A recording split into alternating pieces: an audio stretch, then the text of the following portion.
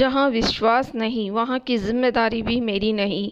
हाँ बहू, good news है, तुम्हारे देवर की शादी तय हो गई है। तुम बड़ी बहू हो, सब कुछ तुम्हें ही को संभालना है। देखो, हमने सत्यम को सब समझा दिया है, तुम 1 महीना पहले आ जाना।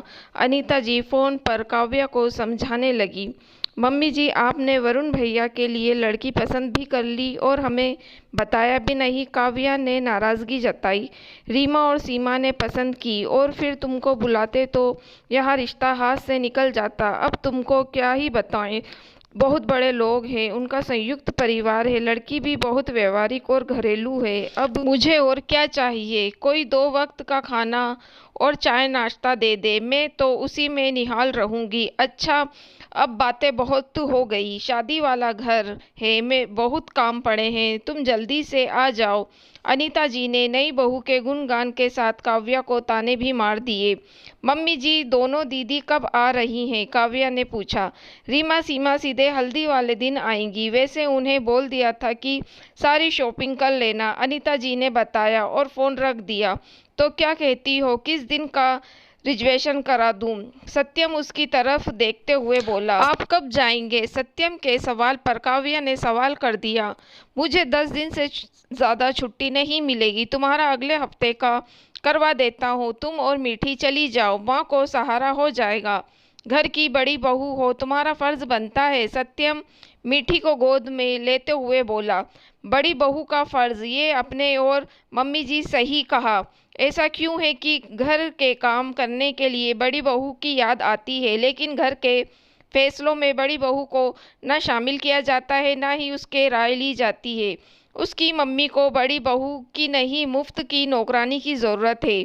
गेहूँ चावल बिनने के लिए, खाना बनाने के लिए, घर की सफाई के लिए मुझे बुलाया जा रहा है। अरुण भैया के लिए लड़की देखी जा रही, तब बात आपको पता थी, लेकिन आपने भी मुझे बताना ज़रूरी नहीं समझा। मेरा भी दिल चाहता है कि जिस हक से मुझे काम की जिम्मेदारी दी जाती है, ठीक उसी तरह घर के फैसलों में मुझे शामिल किया जाए। काव्या की आंखें नम हो गई।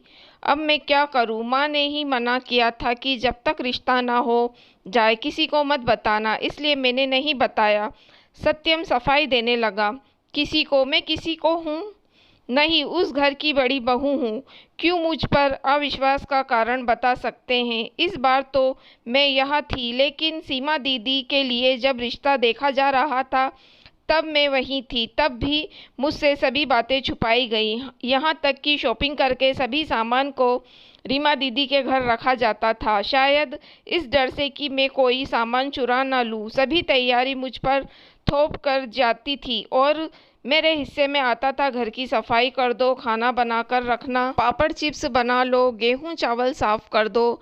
आपके घर में वो बर्तन धोने आती है कमला आंटी, उसे भी मुझसे ज़्यादा इज्जत मिलती थी। उसे बैठाकर सीमा दीदी के ससुराल का बखान किया जाता था। सब बड़ी बहू का फर्ज निभाया और किसी ने तारीफ के 2 बोल भी नहीं कहे। रिश्तेदारों के सामने मुझे ऐसा दिखाया कि मैं कुछ नहीं करती। अगर रीमा दीदी नहीं होती तो शादी का इंतज़ाम नहीं हो पाता। सबके सामने मुझे कामचोर और फुअड़ बहू साबित कर दिया, लेकिन अब और नहीं निभाना मुझे बड़ी बहू का फ़र्ज़। मैं कामचोर और फुअड़ हूँ और वही रहना चाहती हूँ। आपके साथ जाऊँगी और आपके साथ ही वापस आऊँगी। घर की बड़ी बहू हूँ, कोई मुफ्त की नौकरानी नहीं। इज्जत और प्यार अपनापन देंगे तो मैं भी दूंगी, वरना तेरा तुझको अर्पण। काव्या की आंखों में दृढ़ निश्चय देख सत्यम भी कुछ नहीं बोल पाया। 2 दिन बाद अनीता जी का फिर फोन आया, यह पता करने के लिए कि काव्या जिम्मेदारी लेने ससुराल कब आ रही है।